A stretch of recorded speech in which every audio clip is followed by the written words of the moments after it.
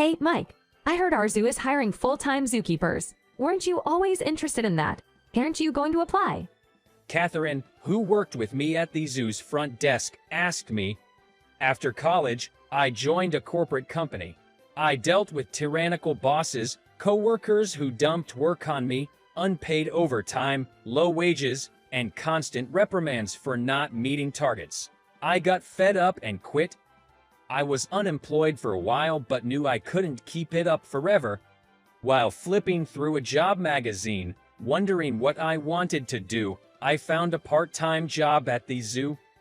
I live alone now and don't have any pets, but back when I was living with my family, we had a dog and 2 cats.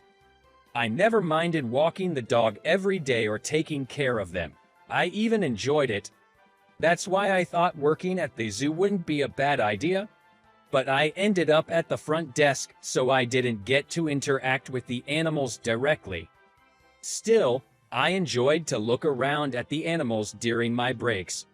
Over time, I realized that being a zookeeper was hard work. There was more paperwork and handling complaints than actual animal care, and they always worked on weekends, never getting consecutive days off. But there was another reason I hesitated to take a job here. Mr. Thompson, the zoo director. The zoo I work at is privately owned. Director Thompson's father established it, and now he runs it. Just as most private zoos aren't lucrative, ours is also barely breaking even. As a result, Director Thompson hires only a few keepers, making each one responsible for many animals. They work long hours, have almost no days off, and are paid poorly. The animal feed is chosen based on the lowest cost, and unless it is a significant issue, complaints about the animals are ignored. Rusted cages and areas needing repairs have been left untouched, and small animals escaping from the petting zoo is a common sight. Even monkeys have escaped, causing a scene. The zoo sells animal feed through vending machines, and there were complaints about it being rotten. While decreasing visitors, entrance fees are being raised in an attempt to increase profits, further driving visitors away, creating a vicious cycle.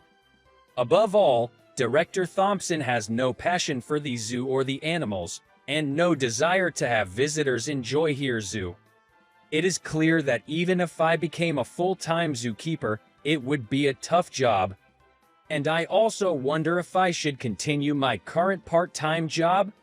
One day, as usual, I was working at the entrance. It's usually just me on weekdays since it's less busy. It was almost 4 p.m. The zoo closes at 5 p.m. and the entrance stops allowing visitors an hour before that. That day was a slow day, with hardly any visitors. As I began to prepare to close, I saw a father and daughter running towards the entrance. The father, after picking up his exhausted daughter, started running again and made it to the reception. They arrived just 1 minute before closing time. Excuse me. 1 adult, 1 child ticket, please. The father ordered, out of breath. As I prepared the tickets, I replied, "That'll be $15 for an adult and $5 for children over 3, so your total is $20. The father put his daughter down for a moment to pull out his wallet, just as the back door opened and Director Thompson walked in. "What are you doing? Reception's over." I turned to him and explained, "This family came before we closed the counter. All that's left is for them to pay." But Director Johnson interrupted me and said, "Enough. We're closed now. This is my zoo and I set the rules." Hearing the director's words, the father pleaded desperately, Please wait a minute. Today is my daughter's birthday. I managed to finish work early to bring her to the zoo. Please let us in. Then Director Johnson approached the ticket window, gave the father a forced smile, and said, "We open at 9:30 a.m. tomorrow. Please come back then." With that, he swiftly turned around and said to me, "Tally up the sales and lock up," before hastily leaving. According to information Catherine got, Director Johnson has recently taken a liking to a girl at a local bar. He frequents it early when drinks are cheaper and there are fewer customers, so he can chat with her. He probably wants to leave early for that reason today. As Director Thompson left, I heard the soft voice of the little girl. Daddy? We can't go into the zoo. The father lowered his gaze to his daughter and gently stroked her head. Sorry, Emma. If Daddy had finished work earlier, we could have made it. Little Emma's shoulders shook as she started to cry. I really wanted to visit the zoo today. Seeing Emma crying, my heart tightened. Excuse me, can you give me $20? I found myself talking to the father. The father looked back in surprise. Are you sure? I smiled and nodded. The zoo closes at 5 p.m., so enjoy until then. The father quickly took out $20, lifted his daughter and said, Emma, the kind man is letting us in. Say thank you. Hearing this, Emma's tearful face instantly brightened. Really? Thank you, sir. Her genuinely happy smile warmed my heart. Happy birthday, Emma. Enjoy looking at the animals. The two walked through the gate and headed towards the zoo's most popular attraction, the White Tiger Enclosure. This zoo isn't very big.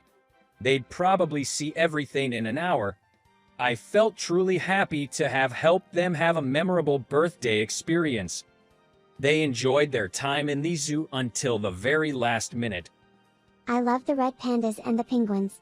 And I got to pet a bunny and feed some birds. Emma excitedly shared her zoo adventures with me. Thank you so much. The father expressed his gratitude once more before leaving hand in hand with his daughter. The next day, when I arrived at work, I was reprimanded by Director Thompson. I told you to send that family away. How dare you disobey? Director Thompson had checked the security footage and found out that the family had stayed in the zoo. You're fired. I was prepared for this declaration. I had no desire to work at a zoo where visitors were treated so poorly. Understood. Thank you for everything.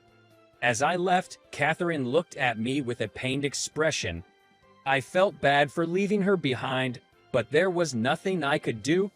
Then, something astonishing happened. No sooner a luxury car was approaching the entrance gate than one after another began to park. I gawked at the scene as if it were about to take place at a ball. A man in a tuxedo carefully opened the rear seat door of a particularly notable luxury car, and an elegantly dressed elderly man stepped out gracefully. The gentleman walked towards the reception desk where we were without hesitation. Excuse me, is Mr. Robinson here? Called out at the ticket window, I rushed over to the elderly man. Having seen the luxury car earlier, I was worried that I might have made a terrible mistake. To my surprise, the old man bowed deeply to me. My son and granddaughter told me how much you had helped them yesterday. Thanks to you, they were able to enter the zoo and have a great time. Thank you so much. According to him, Emma had fond memories of visiting the zoo with her father and late mother on her birthday. So, her father left work early to take her to the zoo and fulfill her wish. I fired this guy because he let that family in without my permission. He's no longer part of this zoo. Director Thompson glared not only at me but also at the elderly man. I was ashamed of him and sorry for the elderly gentleman. You fired him. The elderly man murmured in shock and then handed Director Thompson his business card. Nice to see you. The card read the name of a listed company and the title of chairman of the board. Realizing the old man is the chairman of a well-known company, both Director Thompson and I were astounded. I looked into this zoo a bit, and it seems to be really struggling financially. I'd like to chat about if that's all right with you. Director Thompson immediately responded to the chairman's words. Absolutely. Please do. The chairman invited me to join the meeting, and despite being just a part-time worker, I attended. At the meeting, the chairman pointed out the poor management of the zoo, poor working conditions, and animal welfare issues. I was amazed at how thorough the research was in such a short period. The truth about the zoo's conditions became public knowledge. Visitor numbers would plummet, and the financial situation would worsen. The zoo would go into significant debt. Director Thompson went pale at the chairman's words. I never wanted to manage a zoo. What should I do? The chairman gently approached the distressed Director Thompson. Why don't you transfer the management rights to me? Director Thompson grinned slyly, contemplating selling the zoo for a hefty price. But it wasn't going to be that easy. The chairman listed one after another the issues he had pointed out earlier about the zoo, explaining passionately that he might be the only one willing to take on a zoo that's barely breaking even. You're not satisfied. Why don't you look for another buyer? Director Thompson, feeling brushed off by the chairman, clung to his leg. Buy it at any low price. I'm fed up with managing this unprofitable zoo. And so, the chairman acquired the zoo from Director Thompson for next to nothing. 1 year later, Hey, big bro, we're back. Emma, holding the chairman's hand, greeted me with a cute smile. Since then, Emma often visits the zoo with her father or the chairman on weekends. The zoo has transformed immensely. The new director is a renowned zoo director who has retired, who the chairman persuaded him to join. Old, rusty cages and areas that needed repair were completely renovated and repainted. Moreover, they devised ways to bring visitors closer to the animals and show off the animals' unique traits. The zoo began to hold various events to keep visitors entertained. Previously unchanged zoo merchandise was redesigned with appealing characters. The animals received nutritionally balanced meals, making them healthier and more vibrant. An experienced veterinarian was hired full-time, reducing the keepers' worries. Until now, most of the feedback we received from our customers were complaints.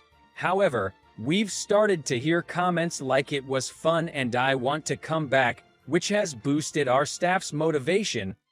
The working conditions improved considerably, with more keepers employed, reducing the burden on each. I've managed to take decent breaks, and while I can't get weekends off, I've become able to take consecutive days off during the weekdays. This is all thanks to the chairman. I plan to run it as a charitable venture for the first 5 years. Then we'll start to rebuild gradually. We'll surely turn a profit. True to his word, the chairman generously invested in the zoo and put in a lot of effort to turn its management around. Thanks to that, the number of visitors is gradually increasing. I'm sure that within less than 5 years, the zoo's operations will stabilize. As for me, I've started to work as a full-time animal caretaker in the petting zoo area. Working with live animals means things don't always go as planned. Sometimes, I deal with difficult customers and have unpleasant experiences. However, when I see children joyfully interacting with the animals and witness the smiles of families, it warms my heart. Seeing families enjoy the zoo makes me realize what a wonderful place it is for strengthening family bonds. I take pride in being a part of this and am determined to continue supporting this zoo in the future.